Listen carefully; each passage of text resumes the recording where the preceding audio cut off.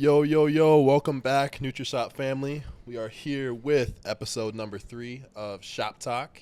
We're with a special guest today, Mr. Alex Dumyan, also with the boss man, Chaz, and myself. So like last week, we're going to do a brief intro, kind of get a feel for everyone's week this week, and kind of start from there. So starting with our new guest, Mr. Alex Dumyan.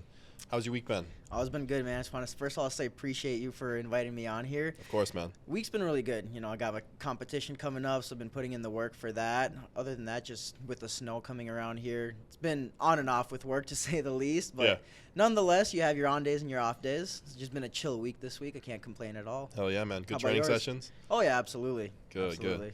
Before I go, anyone else goes here, Alex is a client of mine. This podcast is kind of about him today, so we're going to get into him in a second. So if you're wondering who the hell is this guy, we'll cover that. Yeah, man, my week has been interesting. I earlier this week, I went over to a friend's house and was kind of feeling a little bit funky. Woke up the next day and I was like, man, I can't get out of bed. I got a crazy fever. Got aches, pains, headaches. We're supposed to work out on one day. We were supposed to work out. We were supposed to train legs. And I texted you, and I'm like, I don't think it's a good call for me to work out today. And I was literally woke up, and I'm like, it's got to be influenza or something because I know everybody's got it. So, dude, I was in bed the entire day. I got out of bed twice. Once to – this is funny. So I'm the fitness guy, always on point with everything. I was so sick I couldn't eat anything, so I was like, what can I snack on? And the girl I was with, like, oh, she was sick too. And she was like, I'm going to try and DoorDash some McDonald's or something like that. I'm like, really? So I got out of bed once to try and stomach 3 pancakes from McDonald's. I was like, you know what? Something easy digesting, probably get down easy. So I ate like 2 pancakes from McDonald's. That was the first time I ate that day. Second time I got out of bed and second time to eat, I just had a bowl of cereal because that was all I could stomach. And I was eating a cereal. I'm just like, I don't feel good at all. And I just went right back to bed and slept. Jeez. But then I woke up the next day and halfway through the day, I was like, I'm already 100% again. So I'm a little bit stuffy. Got back in the gym today, but week has been back and forth to say the least. Gotcha. Well, I'm glad you're feeling better. That's for We're sure. trying, man. We're trying. He's coming back. What about Boss Man over here? How's your week been? Dang, man. Well, no, it's been good. So I just got back from a little visit with a buddy in Nashville. He's just going through some things, so I figured I'd go say what's up to him, spend some time with him and his wife and his new little baby down there. So, but, I mean, that area is kind of fun. But yeah. Y'all ever been in Tennessee? I have not. I've never been to Tennessee. Hey, Tell us about it. The locals are cool, but they also very unique. Very polite. How would you just say unique? Like, what do you mean by unique? Man, ain't no one pretty down there. Really? No lookers. I mean, I ain't no looker either, but I'm like. They ain't the 10 I see. But, man, there was no 10s I saw. I can tell you that much. But, man, they were probably some of the most polite people. Like, literally, it was a lot of fun. But, I mean, it was. Southern charm real? Oh, yeah. So that we went to, I don't know, like Pigeon Forge and a couple other places. But that was how my week went. And then I got here in the store. And then literally as soon as I got back, though, I had to go straight to Brainerd. So, like, Tuesday morning, I think I was straight in Brainerd. But, which, for those listening, that's like 2 hours north of Maple Grove here. Yeah. Yeah, so I had to go tend to some stuff with the shop. And, I mean, dude, it's looking good. I mean, it looks good. We got the paint. They technically don't know what's in Brainerd. And we haven't dropped it. Oh, yeah, that's right. So I'm just pausing you just in case. Yeah. It's up to you, but they technically don't know anything. I suppose, yeah. I mean, sure, like, the talk has been kind of around and stuff like that. I might as well just say it. I mean, why not? It doesn't, everything's basically kind of set in stone for the most part. For sure. So, yeah, we're doing a second Nutrishop in Baxter, Minnesota. Ooh. So, Baxter, Brainerd area, right off 371. So, got a really good opportunity to go up there. So, I mean, like, the shop's almost done. Like, done. I have to go up and finish some stuff after next week. But I got to go do some shelving. Get the Wi-Fi guys and internet people back out, phone company, I mean, literally just the small kind of TLC items. Yeah, the little details to just all of a sudden make it look good, but the trim's going to be done, the doors are going to be done. Nice. So, I mean, just put it this way, it's going to look like it belongs up there. That's awesome. Oh, yeah. So, awesome. I'm pretty, it's been a fun process. Felt like I haven't done enough, but yet I feel like a lot has been done. But I also, that's part of that entrepreneur mindset, though, is you'll never feel like you've done enough. Yeah. Always going to feel like you could have done more, should do more. And, that's what I'm looking forward to, with everything, with both the shops coming to be. A lot of it's going to be able to work together very nicely when it comes to just product, services, everything that we offer. Now we're going to be a little bit more versatile in Minnesota, so that's going to be the really fun part That's about everything. awesome. So, and plus Brainerd, Baxter area, I love it up there. Racetracks up there. Yep. So Summertime. I Get the kind of lakes up I there, get a nature, little twofer. It's gonna be awesome. Oh man, yeah, I get a little twofer, so it's gonna be a blast. That's awesome. We'll probably do some like fun little team events up team there. events up there. Hey, for sure. Yeah, I like team building stuff. So for everyone listening who's been asking about the second location or have asked about Brainerd, I know we have a lot of customers already kind of who live part-time up in that area and then kind of winter down south. So if you've been asking or are curious, it's coming very, very soon here. So stay tuned. Feel free to spread the word because we're coming. We're coming. So I apologize. That's why I haven't been at Maple Grove quite as much. Is been trying to navigate all of that, making sure that everything's kind of going to work together. So, but once that is up and running, I will be back in Maple Grove a lot more, helping out Alex with quite a few things. So, and then hopefully we got some fun changes for Maple Grove within the next year or two that we can Exciting. kind of make it look a little bit more just nice, just clean it up a little bit. Upgrade the shop a little bit. Sure. So Maple Grove customers are not getting left behind by any means. I'm still going to be here, be a part of all of this. I'm pretty much still stopping every single day to help out, depending on whether it's Tyler, Alex, Ty, Paul. Help out or check up on Alex, make sure he's doing his job. Yeah, a little bit of both. Usually just to talk shit and just, Yeah, usually, we just come and give each other a little bit of hard time, but it's at like the end of the day. dictator at the end of the day. Yeah. Here by force, yeah. Gotcha. Yeah. Hey, you know what? No, it's good. It's all love, though. At the end of the day, it's all love. It's all love. But these guys have been doing great, so I can't complain. I mean, I'm able to safely go to Nashville to visit a friend that's in need, and I know that the store and everything, all people. While you were gone, the past few months, we probably had one of our better weeks in a long time. So. Yeah, and I think a lot of it. Weather's starting to. Well, I was gonna say weather's starting to change, but winter's coming again. Yeah, never mind. Winter is coming again. Right. So majority of the snow did melt, but we got Sunday's storm coming around, so that's right. Dude, I keep hearing mixed numbers and whatnot of what we're supposed to get, what we're not supposed to get. Don't even speak it into existence. Just don't speak it into existence. Y'all don't give it the power. I heard. Don't give it the power. What did you hear? For northern Minnesota, it sounds bad for them. Oh, northern typically gets hit the most. Yeah, but that number's big. If it's real, if it's legit. Y'all are speaking it into existence. Like 40 inches. Dang. I don't know, okay. I don't know about that. It depends how far north. That's true. But I was like, geez, I feel bad for everybody that lives up there. Ouch. That's why I live here. Yeah. What sucks is I live another 40 minutes north of here, so I could at least get maybe 10 inches. That's true, yeah. So. It's bad you don't have the T-Rex anymore. That would have been so much fun. Well, anyways, intros are kind of completed a little bit. So who's this guy? Normally Ty's in this spot right here. This is one of my good clients, also a good friend of mine now too. This is Mr. Alex Dumyan. Yes. I've only known this guy for. When did you reach out to me, or when did we first meet? September of last year. So I was so this was my plan. I was in the gym, and I was planning as a college student. I was like, you know what? I'm gonna bulk up, and I'm gonna eat as much as I possibly can. Then January comes around, I'll reach out to a coach because I've seen some people, you've trained Noah before, so I was like, I'm gonna reach out to Noah, see who his coach is, and then go with him. Then I see him in the gym, and I was like, let me just get to know him first and everything. And then I saw him and I started talking to him, and he's like, rather hop on now so that way I can know your body, and the chances of you winning that competition are going to be a lot higher than just coming in January. And honestly, I'm glad I did, because let's just say I wasn't in the best spot. Yeah. So, for everyone listening right here, this is from a client's perspective a lot too. And a lot of you guys have had questions on meal plans, personal training, and coaching. So if you guys are ever curious about that, Alex might be a great resource to ask on his experience even, or really any questions you might have just based off his experiences. He's a great resource. So listen up to what he has to say today, because he can hopefully provide some knowledge bombs for you guys to hear as well. I'm going to do my best. Hell yeah, man. So, Chaz, feel free to chip in whenever, but I kind of want to just start from ground zero with Alex. Really, sure. I've known you since September of 2023, but really I want to dive back even before that. So this is obviously a health and fitness related podcast. For sure. You were obviously somewhat into the gym before you started working with me. Yep. Kind of what's your story? What was your kind of background like in school? Were you an athlete? For sure, yeah. So I come from the bigger side of the family. Okay. Always Is it just heavier, like pudgier, or? Yeah, I mean bigger bone structure, but then Yeah. also just heavier side as well. And Yep. I just love food. I mean, Hey, you and who me doesn't? But yeah. Yeah. So I was into soccer a lot, Yeah. and really started like up in high school. Really just started getting really good at soccer. Okay. And that's right when COVID hit. And then after that, I was just like, I paid to have Zoom practices, and you pay a lot. Zoom practice? Yeah, Zoom. It was like online. You had to set up your phone in the backyard, whatever, and just practice on your Did you own. And have it was Zoom like, practice. it was I would've something been like, else. that's gonna be a no for me, dog. Yeah.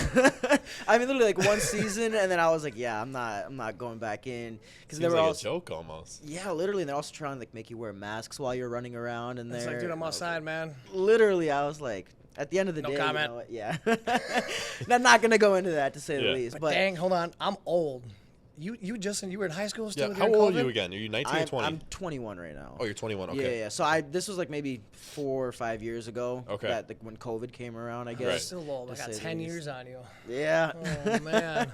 Oh. Yeah. So, but other than that, I mean, childhood has just kind of been sports, school. I've been homeschooled since 6th grade. So all through elementary school, I was in public school. Really? Yep. And then my mom was like, because they were testing out this thing called Common Core in schools. And I don't know, some of you guys may know, some of you may Yeah. not, but my mom's like, not doing it. She pulled me out. So I was homeschooled since 6th grade up until college. Really? College, yep. I went to forgot what it's called. Shoot, I got community college, Yep. to say the least. And then my last semester just went to a university, Okay. and then when PSCO, because interesting enough, when you're homeschooled, you can actually do PSCO like between 20 and 25. You can still do PSCO. You get 2 years of PSCO. So question: homeschool or public school? Which one? It has its goods and bads. I'll tell you that. I want to interrupt you. Yeah. I was the actual exact opposite of you. I was homeschooled until 6th grade. Then I went into public school. Okay. So I understand that homeschool dynamic a little bit. Yep. Which, I mean, when you were homeschooled, were you still social? Were you involved in a lot of stuff? That's what I was gonna say. Is like that's Okay. the difference is because of the fact that I was in sports and Yeah. I did a lot of things with my church community and everything. Because of that, I was able to talk a lot, and so now it's like it's not weird talking to random people. But mentally wise, do you think it sets yourself up for a lot more in the future for you to like win? I would say so. Yes. Yeah. Reason being is just because the fact that if you like something, you can focus on something a lot more when you're homeschooled rather than when you're high school, or I mean, like in public school. Yeah. And you know, there's that saying: "Is show me who your friends are, and I'll tell you who you are." I mean, it's the people that you surround yourself with, and so. Granted, you know, homeschool, if you're not into sports or anything like that, you're very just alone. It gets you, like, mentally, it gets you further ahead than your average public school student. Yeah. However, when it comes to communication, and that's something that people need in life growing up is communication, it sets you back a lot if Yeah. you're not into, like, sports or anything Which like Yeah. that. you were, so. which explains why you're still very Yeah, cordial yeah. and can socialize very well. Exactly, yeah. Okay. So it just depends on, I guess, how many sports you're in and things like that, to Yeah. say the least. So, That's but awesome. nonetheless, it was a blessing both ways. Yeah. Heck yeah, man. So, because there's even times like right now I'll be in the gym and I'll recognize someone's face from like 3rd grade. It's like not too long ago I just met a dude Yeah. in 3rd grade, and I was like, "Weren't you in this teacher's class?" He's like, "Yeah," and I was like, "Damn, it's been a while." So That's crazy, yeah. man. When so obviously you weren't brand new to the gym when you started working with me. When No. did you pick up your first weight? Were you involved in sports when you did training at all, or is that just on your own time? Yep. So I didn't do much training when I was doing sports and things like that. And it was actually Yeah. funny enough, you know, when you come from the bigger side, there's two ways you could take when people call you fat. Yep. And you could take it as constructive criticism, or you could take it as, you know, someone calling you fat and you just hold on to it and then you go down that line, to say the least. Yeah. So I had a buddy at that time, and he was the one that would always be like, you know, "Oh, you're fat." Like, Yeah. whenever I go for the seconds, he's like, "Are you sure you really want that?" Like, at the time, you know, it hit hard, but then, Yeah. like, I just remember going to the bathroom one time and just looking at myself in the mirror, and I was like 15, weighing 193, and right now I'm 21 and I'm weighing 190 as of today morning. Yep. So I had a lot of body fat percentage on me, and I was like I need a change. And my mom also comes from the bigger side, so we both were like, let's just go to the gym. And I had a couple buddies there as well that lived in my neighborhood that we just went all together. So at 15, went to the gym, and then at 16, had my own car and really fell in love with it. So I started dieting really hard. I started doing like a keto diet. And after everyone has their own perspective on keto diet, but I will say that I went on to the keto diet, and then I just had one meal a whole day, which isn't good by any means. But, at that time when you don't really have anybody to really mentor you, to say the least, I just ate once a day, went to the gym 16, 17, 18. And then that's kind of when I started thinking, like, okay, do I want to do a bodybuilding competition? Do I don't know what exactly I want to do. So I just kind of stayed in the gym, did whatever. And then reason why I contacted you in the first place, and you know this as well, is like I didn't want to do a bodybuilding competition. I just wanted to see my body's full potential. Because I think that as a man, that's something that all of us should do, is to see our body's full potential. Absolutely. Amen to that. Amen. Yep. So I was like, I'm going to do it, but the best way to do it is you need a mentor in life. Because if you don't know what to do, then you're just going to stick in one spot. You know what I mean? So that's when I contacted you, and I was like, well, since I want to see my body's full potential, why not see where I could place? Hell yeah. So I mean, in that meantime, from when you had started picking up the weights to when you reached out to me, did you make a lot of progress, not a lot, or kind of how'd that go? For sure. So because of the way of my nutrition, I didn't have that much of a difference, to say the least. It was always like, I was eating like 1,500 calories, if even that. I remember what you were eating when you came to me. I was like, holy shit. Assuming you're kind of were doing one of these. Essentially, it was kind of like a linear line where you went up a little bit, then it's down. Yep. It was like I would hold it maybe 2-3 months, and then when you got like Easter or Christmas that came around, it took you a whole month just to kind of get yourself back on pace, to say the least. So, no, it was definitely a yo-yo dieting type of thing, and eating 1,500 calories. You would see like a small amount of growth here and there. Sometimes you'd lose more weight, sometimes you wouldn't, and it's just, again, yo-yo dieting, to say the least. So it definitely, mentorship is the way to go, to say the least, having someone that knows more than you. But that honestly say, like, progress-wise, you don't really see as much as you would hope to see. You definitely see progress, just because, like, you can tell if you did more reps or if you lift a bit heavier. But other than that, to say, in this, 7 months that we've been together, I've had way more progress than I've had those 4 or 5 years, to say the least. So. And I mean, so I'll let you get into it, and I can kind of fill in too. But what would you say? Like, obviously, I work with you, so I kind of know what we've done. But the people who are listening here, kind of explain what were some of the big differences that you and I kind of worked with that really helped you get from point A to where you are right now? For sure. Honestly, it's just communication's the biggest thing, and that's something, Alex, you do very, very well at communicating. Sweet. Yeah. I mean, there's times where you need an answer ASAP, and he doesn't get to you, but then at the end of the day, we're all humans. So at that point, you just call me and be like, hey, where the hell are you? Yeah. But then, there's times where I do, sometimes I don't. But I also know it was during my bulking season, so it wasn't like I needed an answer ASAP. If it happened, it happened. Dude, just wait. As soon as you get under 6 weeks out, I'm probably going to be bugging you every single day at 6 a.m. being like, where's your check-in for the day? Yeah. So it goes through phases, I'm ready for it. I'm watching a bunch of videos, but no. Other than that, you do a great job at communicating, and every single week, you didn't worry if I brought check-ins in or whatnot. You check in to see, hey, is everything okay? Are you planning to send your check-ins, which is really good as a coach. And so overall, you just looked after me. And other than that, the way that I even told you from the very beginning is like talking about mentorship is like you as a coach, you give me a plan. As a client, it is my job to choose whether or not I want to follow that plan or not. And it's like that in anything, whether it's work and even owning your own shop. I'm sure you had someone you look up to first before you started. Man, I mean, you're not wrong. Yeah, you're not wrong, dude. I've had multiple mentors through the entire industry with hiring coaches for sports, athletes. I wanted to do a whole bodybuilding thing when I was a little bit younger. It was literally on path going through it, and then, got in a bad accident, and then that put a squash to that. And so my body got all sorts of messed up. Had to deal with some things for a while. But that's a whole nother podcast. That's a whole nother story. I feel like one day, if we get enough attention, I'll do a testimony one day, but I don't know if anybody's ready for it. Dang. Well, glad to see you here for sure. Yeah. So, I mean, literally mentors, coaches, whether it's sports, bodybuilding, I mean, those are the ones that have definitely molded me into the individual I am today. So I can give a lot of big thanks to all the ones that I worked with, because they have definitely helped, because I didn't grow up with a dad much, so like literally coaches kind of became that figure for me at least. So Yeah. I really, really was picky, and I would fight him. I'd argue with him. I'd be like, why? Why do I got to do it like that? Why like this? But then again, any coach that essentially just would stick with it, answer the question, but not be sugarcoaty about it. Right. No, just for basically sure. tell you, well, this is how it is, and if you don't like it, well, tough shit. Go play somewhere else. Yeah, go play somewhere else. For sure. Yeah, and it's actually like funny is like the mentorship process. I've only started kind of getting into it like maybe 2 years ago, give or take, because I was coming from my backside of the family. It's always do it yourself. Figure it out. If your car has a problem, you don't bring it to the mechanic. You go on YouTube and you are your mechanic. Yeah, you see if you can figure it out first. Yep, exactly. Yep. Yeah. So it's like always figure it out on your own. And when I was dieting, it was like figure it out on your own, watch YouTube videos and everything like that. And that's where I got to, I saw losing weight, eating once a day, and it worked perfectly fine for me up until I wanted to, see my abs because I've never seen my abs before.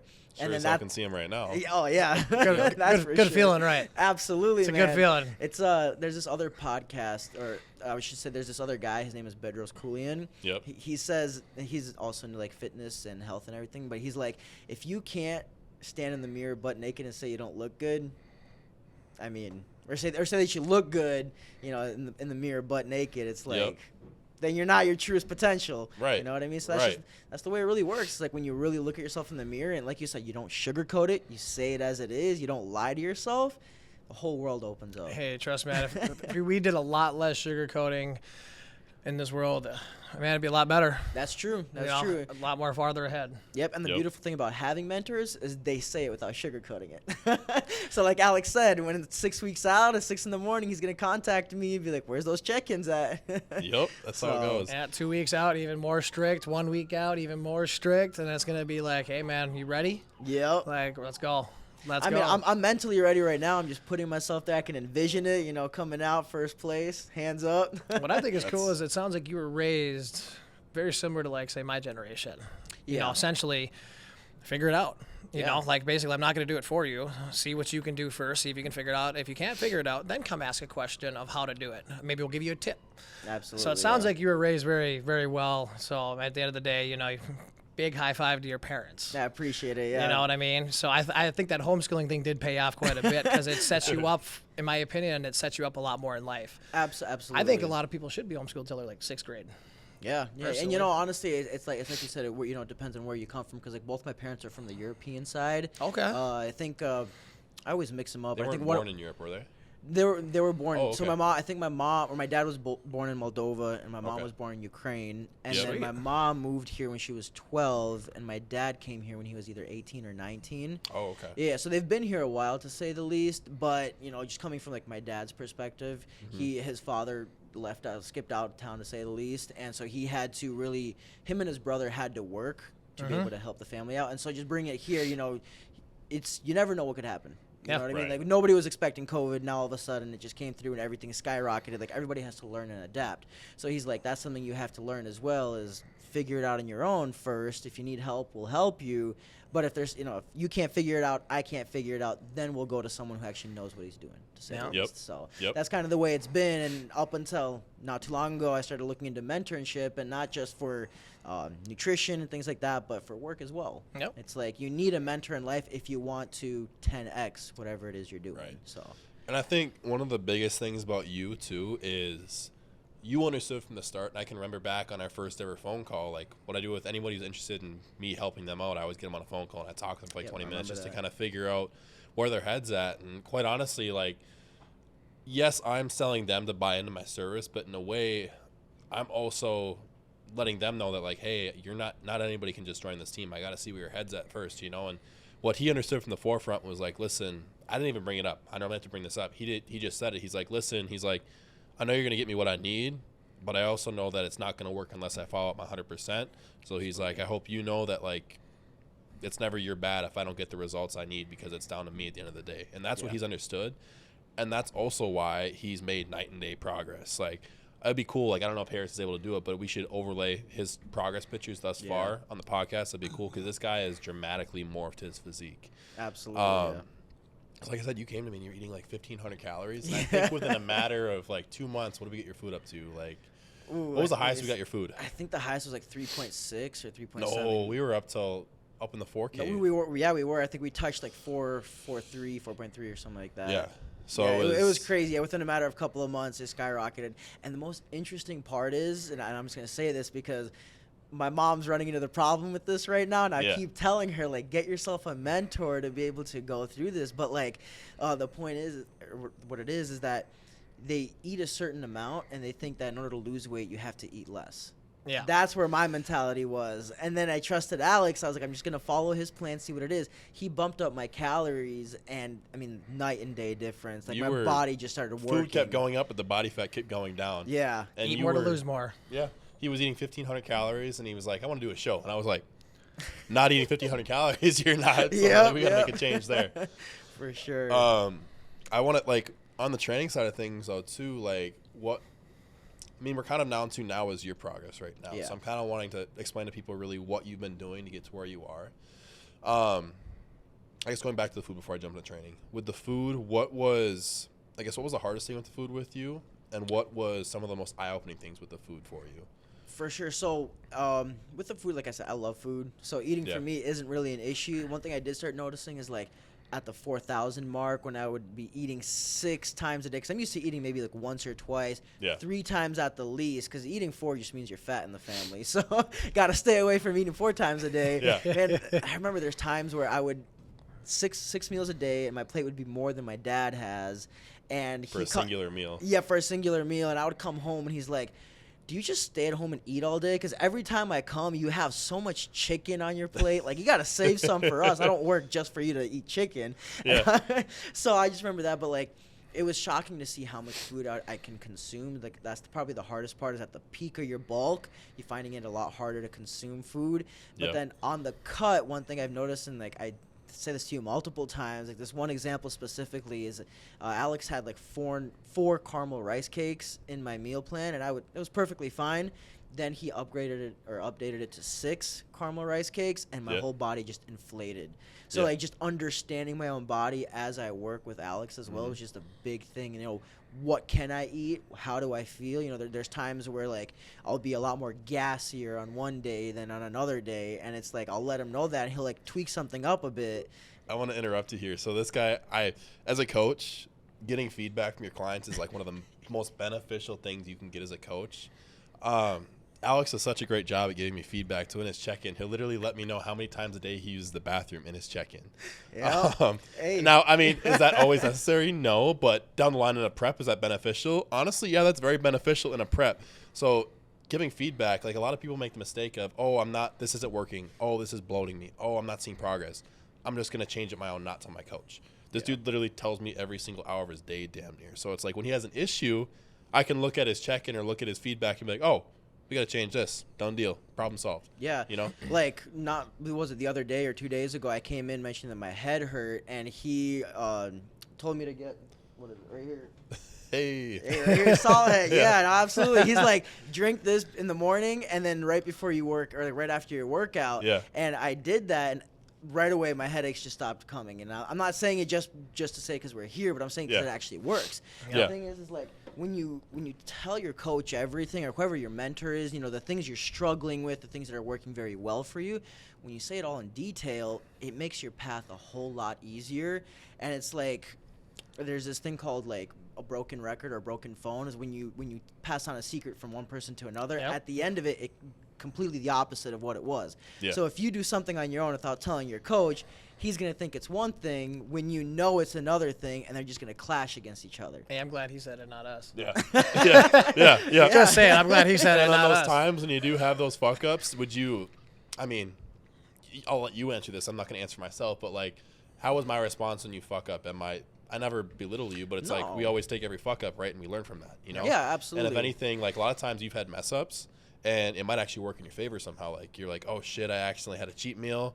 But all of a sudden, 2 days later, you wake up, you're like, why do I look the best I've ever looked? You know? And it's like, so every little thing we do, we take note of that. And we learn from that, and that helps us down the line. Absolutely. And I know, like, I don't know how many mess-ups I had throughout my progress. I don't think you had any because you pretty much told me everything you did. Yeah. The one thing I did, like, for myself is, like, when I'm at home here and I know I won't slack off whatsoever, because at the end of the day, he's provided what I needed, and it just depends on how much work I put in. Yeah, it depends on the discipline of you putting the effort in. Yep, exactly. Not the motivation, not the determination, the discipline. Absolutely. And, it's like every day in life, people ask, oh, why do you do bodybuilding? Is it just to show off? It's like, no, it's just, number one, it proves the discipline that I have. Because if I can lose weight and I could look this good. Dive into that. Why do you bodybuild?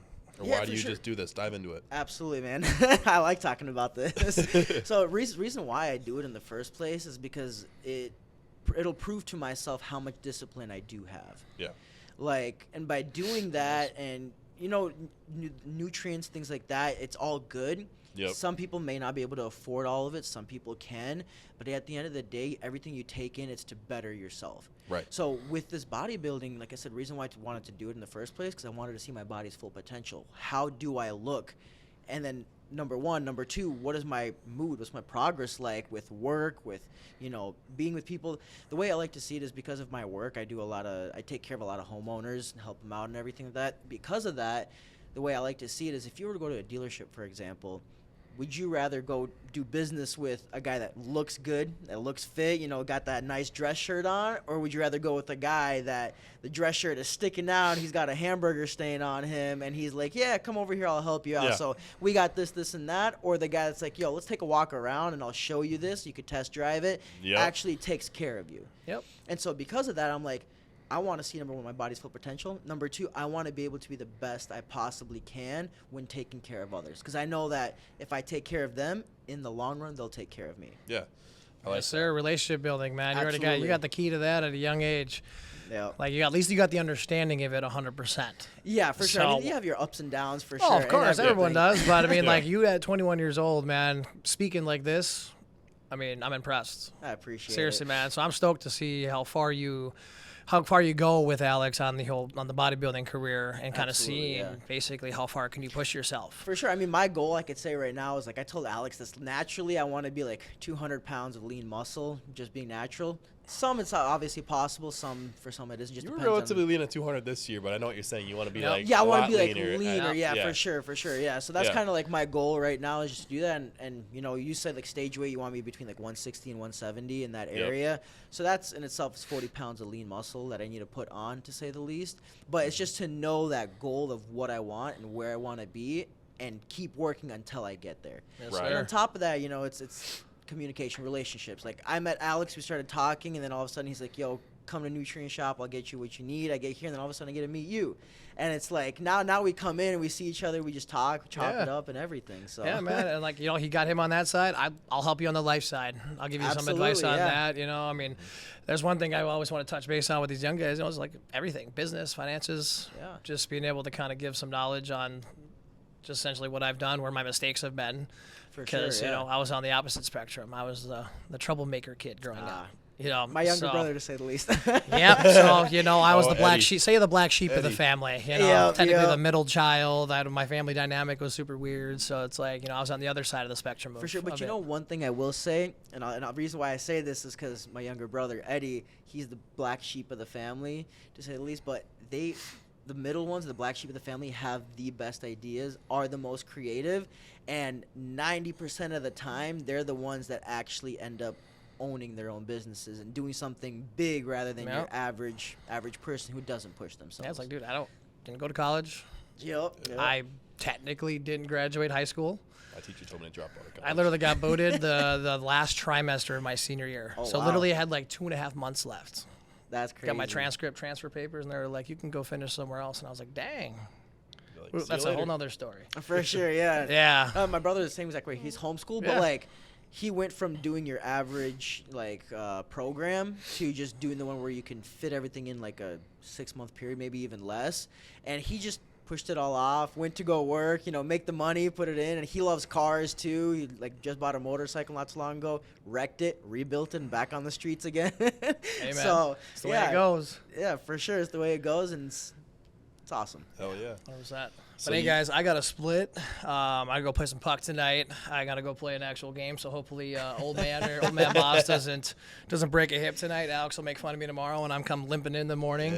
For sure, you gotta let But- us know how it goes then. Hey, old man, man. it should be fun. It's gonna be the first actual competitive game I played in a while. So Fuck yeah, hopefully, man. no fights.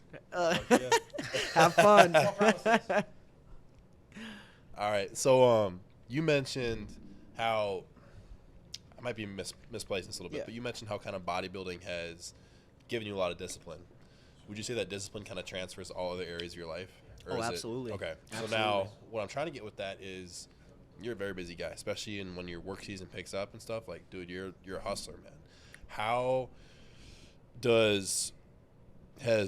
sure bodybuilding has given you discipline that's transferred to other areas of life, but does staying in shape, eating on your meal plan, training, does that hinder any other areas of your life? Does it amplify things? Kind of what's your experience there? For sure. So I think that with bodybuilding, you gain that discipline. Yep. And when you do it and you start to look better, when you look better, you start to feel better. Yep. I mean, any man, whether it's male or female, when you look better, you get confidence. So it transfers into all those things by doing discipline. And discipline gets you far. I mean, whether it's bodybuilding, whether it's work, I mean, anything you do, if you want to open up your own business, you have to be on it 24/7. Right. And by doing that, not only do you look good with the fitness and nutrition side of things, but you feel good. Yeah. And then all of a sudden, things like, depression, anxiety, things like that, they all go away. Yep. Because you feel better, you look better, and at the end of the day, when the sun's out, you feel great. When it's raining, you feel even better. Hell yeah. So it definitely transfers to all the aspects in life. That's awesome. And one thing I'll say, like my own testimony, to say the least, is that I hated reading books when I was younger. Absolutely despised them. And you want me to read a book? I'll read a comic book. Yeah. Captain Underpants or something like that. Yeah. I remember those. I remember those. Those are the books I would read. Yeah. And then, getting older, going to the gym, developing this discipline, listening to a ton of different podcasts, just trying to set myself up for success in the future. It was like by listening to those and building that discipline, I started to read books with just 5 minutes a day, and then all of a sudden 10 minutes a day. Yep. And by doing that, you build discipline. Yeah. And it's like now whenever I decide to read a book, I can sit down and read it for 30, 40 minutes, just depending on how interesting it is. Yep. Hell yeah, so, man. I mean, there's up days and there's down days, just like there is in fitness and everything else you do in life. But the point is it's called consistency. Yeah. If you can keep doing it without stopping it completely, you're going to get further than the person that goes up, goes all the way down, like yo-yo dieting, how I was doing it beforehand. Think of how many people you see in the gym or at anything when they're all in, all they think about is that, then all of a sudden they just fall off the rails completely. Absolutely, yeah. So, I wanted to touch more, so what do you do for work? Kind of explain that. Yeah, so I like to say I help families out. So essentially what I do is storm damage restoration. Yep. Shout out Pascar Construction. There you go. Yep, so, yeah. Yeah. I mean, I might have eventually. I got a buddy that's in that industry. Okay, gotcha. But, so essentially if a hailstorm comes by or really strong winds and rips off your siding, anything has to do with exterior, windows, things like that, right, I'd be the one that either just knock on your door or you can call me up. I'd come and inspect it to see if you qualify to get your roof, siding, windows replaced through insurance company. Yep. So that way you're not paying, $30,000, $40,000 out of pocket, but you're paying your deductible. Right. And typically the average deductible is like $1,000. Yep. So I mean, you would agree with me that it's better to pay $1,000 than $30,000-$40,000 out of pocket. Yeah. So I just help out to see if they qualify to get their stuff replaced through insurance company, and then I'll make their house look brand new, pick up the price of it if they decide to sell or not. So obviously I know a little bit about this because I talked with you about it. But for those people who are listening, in your busy time of the year, especially summertime, you are very, very, very busy. Oh yeah. You're on your feet all day, knocking doors. The one interesting part, though, is you've still been bodybuilding even when you're very, very busy. I've had check-ins with you when you're you've gotten 30,000 steps a day and you're still going to do cardio or train or whatever it may be, and you haven't missed a beat. Yeah. People have a lot of excuses. They say they don't have time. They say they can't afford things. I haven't heard you bitch and complain once. What do you think about all that? Honestly, the biggest thing what I'll say is we just have to stop lying to ourselves. Yep. That's the biggest thing. I mean, excuses, they're going to be there all day, every day. Right. You can wake up feeling absolutely great, but then you're like, you know what? I just don't feel like working today. Yep. And it's the feeling, I feel this. Well, it doesn't matter how you feel. Yeah. You have to put in the work. You have to be disciplined about it. Yep. And it's like I said, you provide a program for me. Yeah. I'm the one that reached out to you. Yep. So it's not like, oh, if I don't do it, he's benefiting or not. No, it's if I don't do it, I'm the one that's not benefiting from it. Mm-hmm. So it's like people make excuses up for themselves, whether it's fitness, whether it's business, whether it's, starting to read that book, just small, simple little things. It all starts out with little wins in the morning. Do you make your bed? Do you brush your teeth? It's just simple little things of, do you do this that adds up to something big in the long run? Amen. So at the end of the day, it's just you have to stop lying to yourself. So many people lie to each other. And the biggest shocking thing to me is you have friends for a reason. Your friends are the ones supposed to tell you straight up, yo, you're not doing this right. Change it up. Otherwise, I'm going to leave you because that's not somebody I want to be with. Yep. But nowadays, you look around and all these friends are so-called hyping each other up by lying to their face. Drives me nuts. Literally, I might get some hate for this, but I'm sorry. But when girls are like, oh, stop, you look beautiful, this, and that, you're like, come on, guys. They're talking shit on social media behind each other's backs. So you know that's what's going on. Yeah. Exactly, yeah. It's like, you say that because you don't want to make them feel bad. But at the end of the day, it's like, aren't you trying to make them better? If people don't feel bad, how are they going to evolve? How are they going to get better? Exactly, yeah. Like you said, if I didn't tell you about the fact that, hey, I had cake last night, but you're trying to build me a plan where I can compete, Yep. they're going to clash against each other. We're not going to work we're not going to work with each other, and it's going to cause us to have a shaky relationship because now I'm going to want to lie to you each time I do something bad because of the last time you lashed out at me, to say the least. Which you don't do anything it's always always at all. Constructive. Exactly, yeah, it's always constructive criticism, and that's the thing you also have to take is that being disciplined and going into anything it is that you're doing, at that point it becomes constructive criticism. Yep. Now, I will say that it also depends on who you listen to, because if you're taking this so-called constructive criticism from your friends, which friends nowadays again lie to each other, it's like it's gonna hurt in the long run. But if you take constructive criticism from someone that's a higher up than you, that's succeeding more than you, and you take it as constructive criticism, well, then you're on the right path.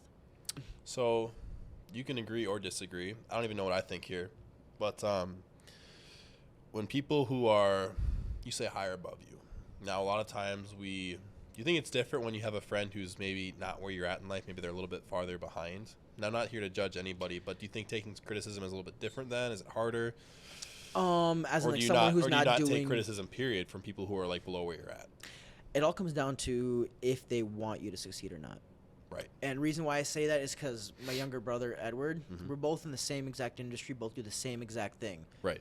Last year, he had definitely a better year than he has had all the years of previously working. Yep. But he didn't make as much as I made this year. Yeah. And just by doing that, there's things where he criticizes me, and there's times where you have to take it as a grain of salt. Yep. But there's times where you're like, you know what, maybe that could work. And then yeah. you try it out. So we're constantly trying to help each other out in growing and succeeding. So if you have that one friend, that one buddy that, isn't doing it for his own benefit, but is willing to go out of the way to do something for you without benefiting anything from you. Yeah. And on top of that, if you offer him something for helping out, that friend says, no, I don't want it. I just want to see you succeed. Yeah. Then that's when you take that criticism and it's constructive criticism. Hell yeah. But if you take something like your buddies are like, oh, bro, you're stupid. Why are you trying to do this? It makes no sense. They're laughing at it. Right. And then they start to criticize you about something. It's like, at that point, I just shut it off. It's like, okay, number one, you're not where I'm at. Number two, I don't see you working or putting in the effort to be a better version of yourself each and every day. Right. So that's something that you have to filter through it, to say the least. Yep. I don't think I could have answered that better myself. I like that. Yeah, and I'll just quickly before we hop off of it, I'll just say that if you go to the gym, for example, and there's a guy who looks better than you, is healthier than you, and tells you, hey, you got to correct your form because you're doing it wrong, and there's chances of you breaking your back, for example.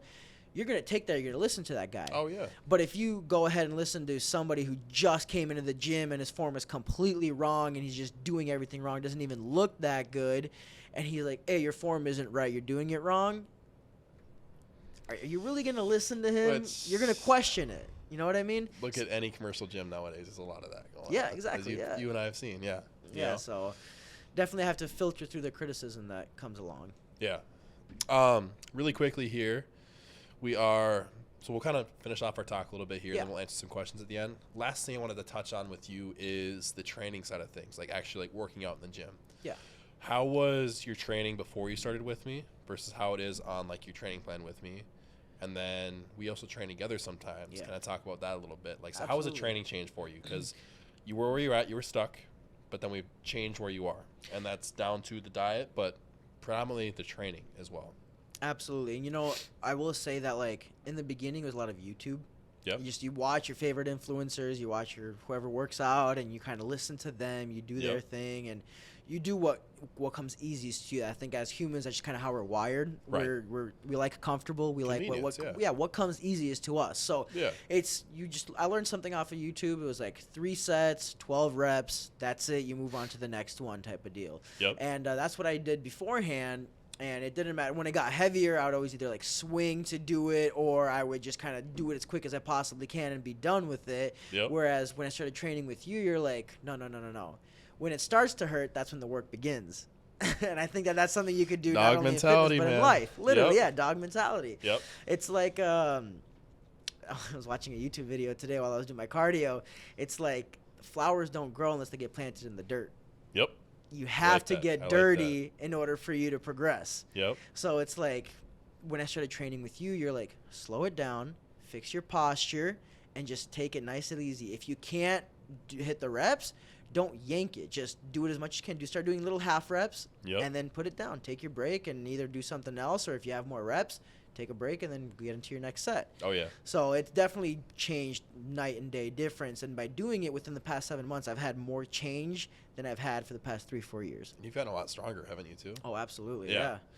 So you've gotten stronger a lot, too. So kind of compared to where you were versus where you are now, like, I'm pretty sure you're actually doing less, like, overall volume and stuff now, but just the effort and the execution you're doing is much, much higher, basically. Am I correct there? Yeah, absolutely. And that's, sorry, I'm going to keep going, but basically, like, a common thing I see with a lot of people is they're always trying to do more, rather than looking at each individual thing you're doing, making the most out of that individual thing, and then just slowly chipping away at that. Absolutely. Sometimes less is more. Right. I mean, that's a saying for a reason. You know what I mean? Yep. It's like when you do a little bit less, but you do it correctly, you get more progress than if you do something a lot more.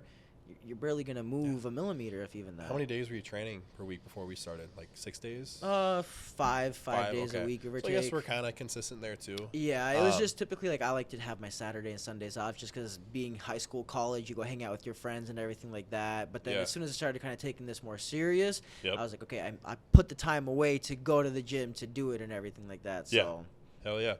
What was the first thing we trained together when we first started training? I forgot. Back. Yeah, back. I remember it because it's probably the most I've ever felt my back afterwards. I mean, it hurt for like probably the whole week. That probably explains why your back has made so much progress. Yeah, absolutely. That's why I love training back with you because I feel it. It's, again, mentors. When you have someone there with you, you feel it a lot more. You see the progress a lot more than when you do it on your own. Yep. So, but back is probably my favorite thing to train with you. And I've talked about this probably every podcast so far. It's like just and you've said it all night tonight. It's just having that mentor, even myself. Like I have coaches too. So it's like you're sitting here as one of my athletes and friends. It's like I can look around and do the same exact thing to one of my coaches or one of my mentors too. Yep. And it's, you ask me questions. I can't keep asking your questions unless I keep learning from someone who's better than me. Absolutely. So that's crucial. If you think you've learned everything, you haven't. If you stop learning, then it's the end of you. I think the ultimate power is almost realizing that you're never going to know everything, which just forces you to keep evolving. Absolutely, That's the beautiful thing about it. So, are you cool if we answer some questions here? Absolutely. If you are unsure on how to answer any questions, that's okay. I will take some, but I guarantee you know more than the average person by a long shot. So you should be just fine here. Awesome. So it's just random questions I get through social media. A lot of people listen to the podcast, so we just try and throw the questions and answers here. Yeah, for sure. Shoot away. Yeah. So these are just random questions. But first question I have is, how often can I eat junk food and still make progress? Ooh. I mean, you still get cheat meals. I get cheat meals. You're 8 weeks out and you have a cheat meal every week still. Yeah, absolutely. It comes down to your body. Yep. It really does, and that's why coming back, mentor, he knows, your coach knows you best, to say the least. Yeah. I mean, you've had clients, which we still see him at the gym. I believe his name is David, if I'm correct. I mean, he said my cheat meal was just extra rice and extra chicken. I never actually had a cheat meal. Whereas for me, on the other hand, my body's reacting so well that I'm allowed to have burger and fries once a week. Right. And you're like, on my bulk, I had burger and fries, but like sometimes I'll go out and I'll have sushi, I'll have something else. Like, you can have it. You definitely can. I mean, that's the beauty of being on a diet, which it's funny we call it a diet, but it's just it's cleaning, it's eating cleaner. Oh yeah, that's all you're doing. You're eating the way you're supposed to eat. Now everybody thinks that monitoring the amounts. Exactly. Yeah, everybody thinks that McDonald's is normal food now. It's like, no, that's considered sad. It's sad. I mean, it's coming from the guy who had 3 McDonald's pancakes. Right. But yeah, for sure. At the end of the day, it comes down to your body and how it reacts. If you have 2 cheat meals a week, well, calories in, calories out. If you're eating way more than you're burning, you're going to be gaining weight. Right. So, and I think a fair point to bring up too is a lot of it comes down to adaptability. You can train your body, and your body is very adaptable to what you put it, what environment you put it through. So, for example, someone like myself, and you're probably getting to this point now where my body, your body's getting to that point too. Your body is able to process food way better than the average person. Because we've put yourself through a big off season. We've put yourself this prep. You're consistent. You were through your off season at least 85%. Now you're probably like 98% consistent, you know? Yeah. Which when you get your body that dialed in, you're able to have a lot more leeway to have those cheat meals, that burger and fries, that birthday cake, ice cream, whatever it may be. Yeah. And see much less of a detriment from that. Towards in your off season, there was probably points where you're maybe doing like 2 cheats a week or something like that.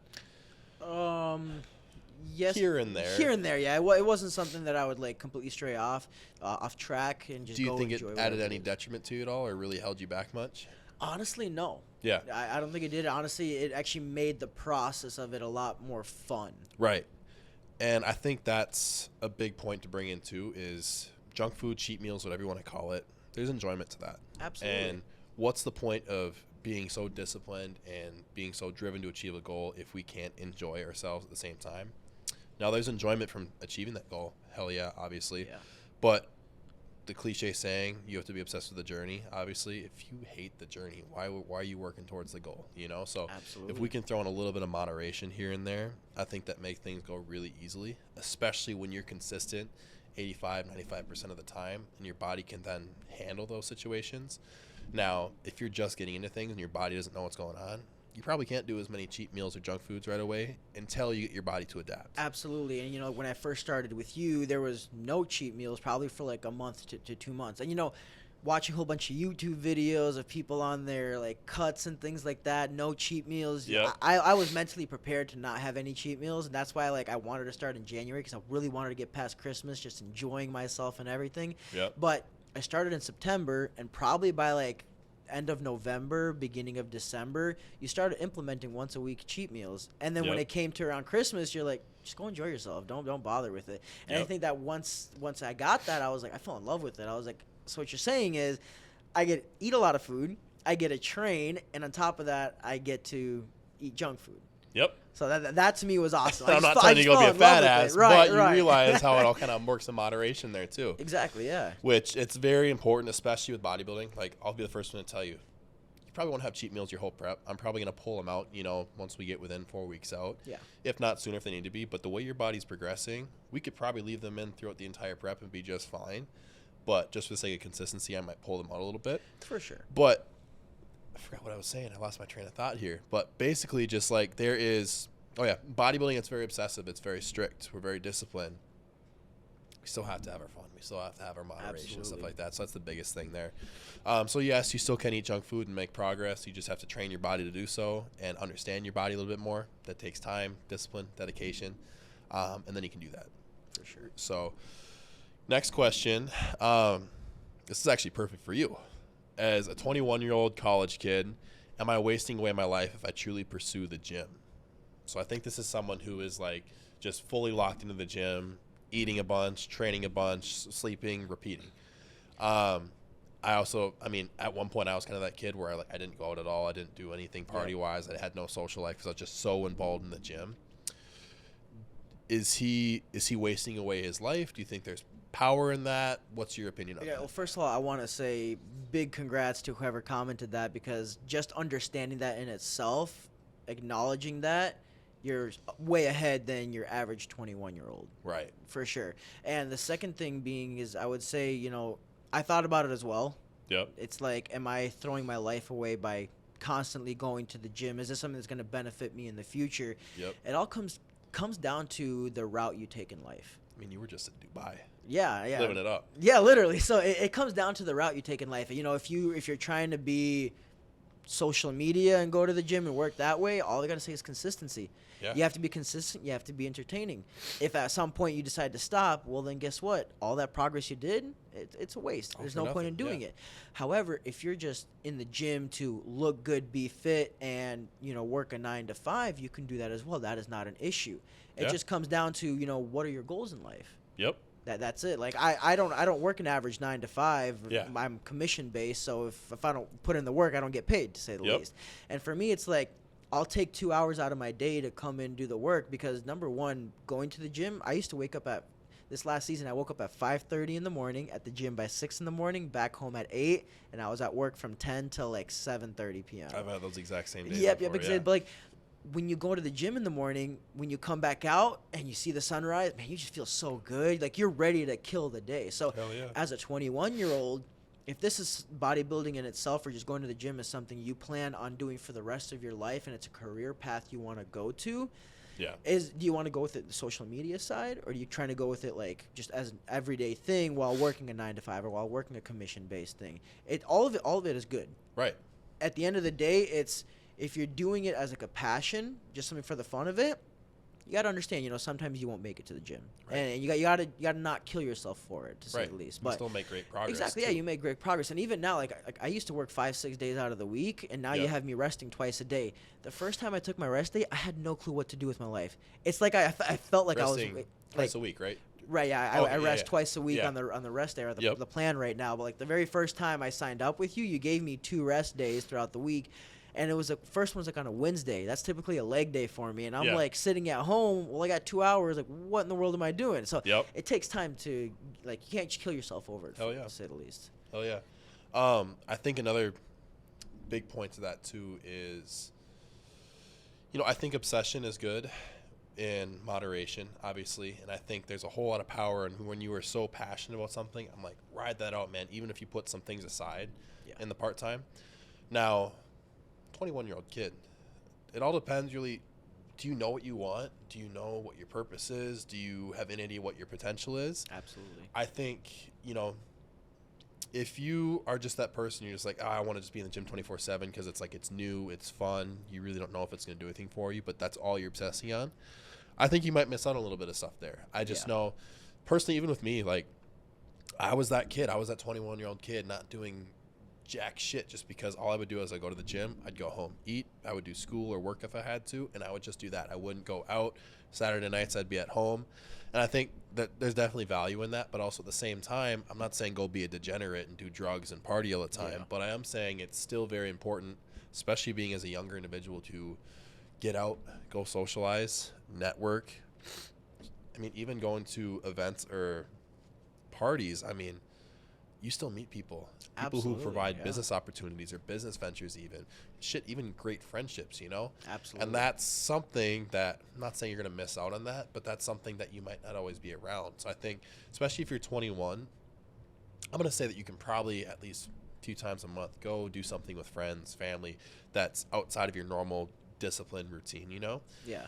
And if you look at it this way, I think that sometimes when you let yourself just breathe a little bit, go out and do those fun things, it actually kind of works out in your favor more because you're not so stressed out all the time. Absolutely. That makes sense. Yeah, I'm just kind of like reading from your comments, your iPad. You know, considering the fact that he's going to college just means that he's working towards something, but he's also getting obsessed with the gym. And it's like you said, you know, you go to college and you go to the gym and then you don't hang out with anybody because you have homework to do, and so you're back. And there's times where that's okay. Right. Like the thing is, if you overdo something without taking rests, you get burnt out. The same as, like, you know, fitness. If you were to do bodybuilding with no cheat meals whatsoever, you'd get bored.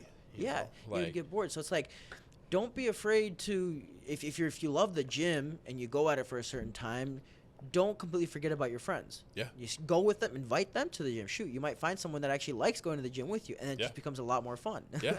And I think, I'm going to be honest with you too, and if you were having this question right now, that shows a lot of maturity on your end, but I think even if you're having this question, you might probably just need to take a breather for a night, or take a breather, just be like, go do some normal 21-year-old things for a little bit. Yeah. Not saying stop what you're doing. Keep doing what you're doing because you seem like a very driven individual. Absolutely. But just make sure, throw in some other stuff on the side too to help you just enjoy life a little bit more. Yeah. When's the last time you went and play spike ball with your friends at a park? Dude, I love spike ball. Yeah. I love spike ball. It's been a minute for me, for Yeah. sure, but each time I'm out there, and also one thing I will recommend, and it's something that I've learned a lot about myself in this past year. Yep. Be present with where your feet are at. A lot of people, like for example, right now, we're having this podcast. Yeah. Yet your mind could very well be in the future, a couple hours, or even tomorrow. What do I have planned then? Yeah. And it's like when you go hang out with your friends, and then you come back to do whatever it is you're doing, you forget the memory of hanging out with your friends just because you weren't present at that time. When you become truly present with where you're at, you start to remember so many more things. Number one, number two, so many more stories to tell. Hell yeah. And on top of all that, you feel like you've actually been able to explore the world. You feel a lot more present. Because people say, take photos and things like that, which is cool. By all means, take your photos, but also learn to be present with where your feet are at. This while you're videoing everything, Yep, your phone and everything. It's just be present with where you're at, and you'll learn to enjoy life a lot more. Especially from my experience in bodybuilding, when you're out, being present is tough, especially when you're in prep. You're like, shit, it's almost 2 hours. I got to heat up my meal here. You're thinking, I can't do this because I got to wake up and train the next day. Forget about that. Just live in the moment. Be present. It's huge. Yeah. Don't let your little, intermediate things sidetrack you. Learn to be comfortable in discomfort situations. Amen. Yeah, Amen. So, Harris, we got time for one more? All right, cool. Awesome. All right. Who is a different one? I like it. What types of foods should I give my children who are 8 and 12 years old? Ooh, that's a great one. Okay. I would honestly. It depends. It depends on, I guess, the kid's weight, to say the least. Coming from a bigger side of the family, I just liked eating food. Yeah. And my parents were always like, it's not a problem. He's still a kid. Go let him enjoy whatever he's enjoying and everything like that, which is by all means, it's awesome.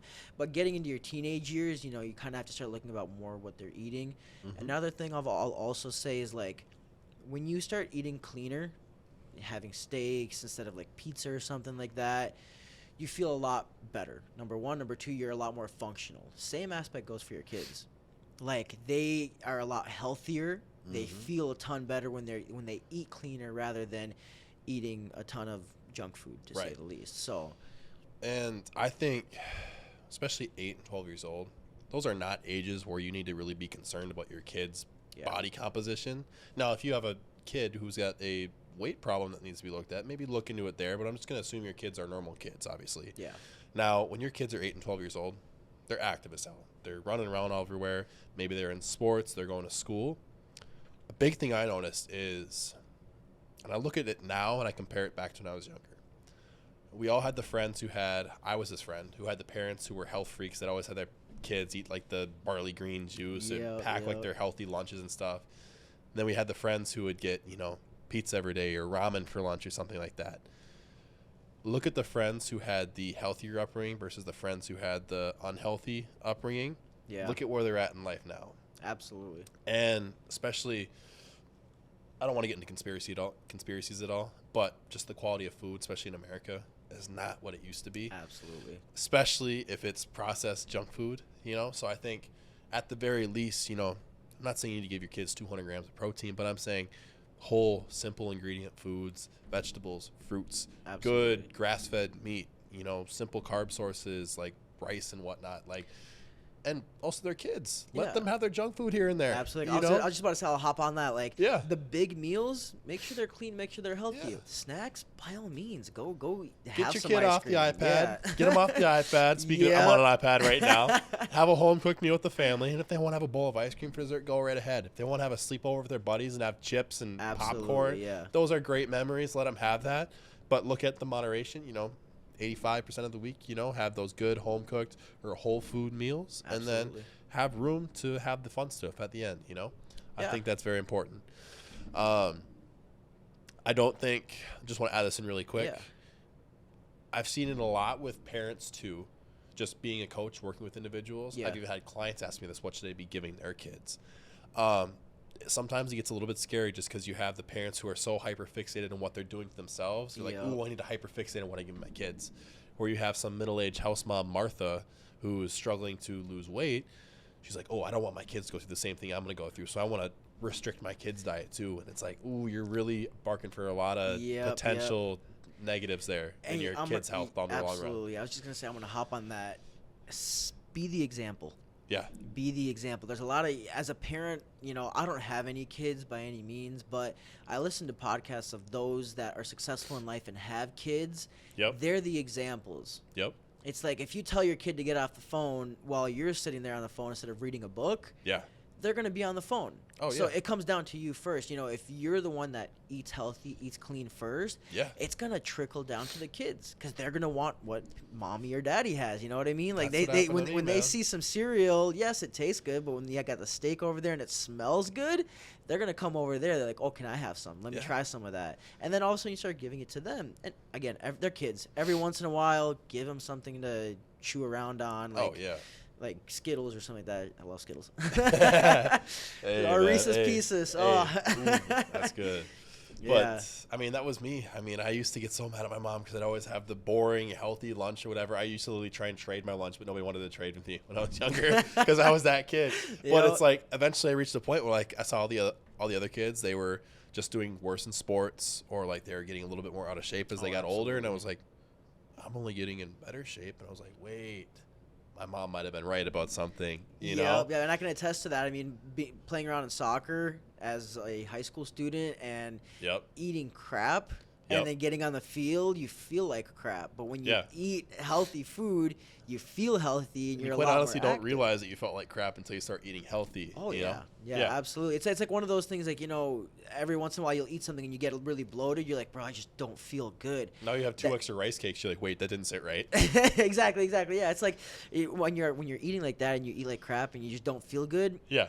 You put your body in that type of position, inflated all the time. But when you start eating healthier, you feel a lot healthier. Yep. And then those snacks are always good for you. Hell yeah, Keeps you man. on track. Hell yeah. We're going on for a while, but I want to add one other thing in here too. Yeah. I've got a younger cousin who is literally 12 years old right now. Yep. He's always looked up to me, always wants to work out and whatnot. He's finally getting to the age where he's playing sports now. He's in football. And so I got a gym membership at a Planet Fitness because I can get a free guest there. Nice. So I've been bringing him there a few times a week. Yeah. He's 12 years old. He plays video games, he eats junk food and whatnot, but I'm having him, you know, starting to eat 3 like just good home cooked meals a day because otherwise it would just be like chips and pop, you know. Oh, for sure. But, you know, just telling him, listen, eat your fruits and vegetables, get some meat or protein in with your meals, then come work out. The kid he's 12 years old and now he's obsessed looking in the mirror at his quads because he's starting to see muscle development in his quads. And he's like, he's not even dieting. He's just lifting a little bit of weight, eating a little bit more protein. And I was actually want to hop on that just because the reason being is because I have a sister that's 11 too. And both me and my brother go to the gym, like gym heads and everything. And she wants to come along, but I'm like, well, number one, you're a girl. Number two, you're only 11. Like, hold off until you get a bit older. Yeah. What is your perspective on, you know, kids or teenagers from like 11 till 14 on working out? Motor pathways. So look at when a baby, the fundamental movement of a baby is learning how to crawl. Yeah. If they don't learn how to crawl, that's going to mess up their whole motor pathways through the rest of their life. I know that, for example, because I was a baby who never crawled. I went straight to walking.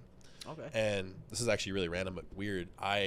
So because I never crawled as a baby, I just went straight to walking. Guess I'm cooler that way, but it actually fucked me up. My motor pathways are all messed up. So by the time I was in 6th grade, I literally couldn't read. So homeschooling really helped me out. But I couldn't read. And so finally we brought me into the eye doctor because they're like, oh, maybe his eyes are bad or something like that. Yeah. Well, my eyes, because I couldn't crawl and get those motor pathways built as a toddler, it translated into now being like a 10-year-old kid where my eyes didn't coordinate with my movements and everything. So when I'd be looking around, I couldn't sit and, you know, track words on a piece of paper. I never had a lazy eye, but my eyes could not just look at a piece of paper and track everything. Right. Because my motor pathways were disrupted from the start. Now you bring someone into the gym, same thing. Start from the foundation, foundational movements. A push, a pull, a squat, a hinge, a rotation. Those are like the foundational motor pathways once you get into the gym.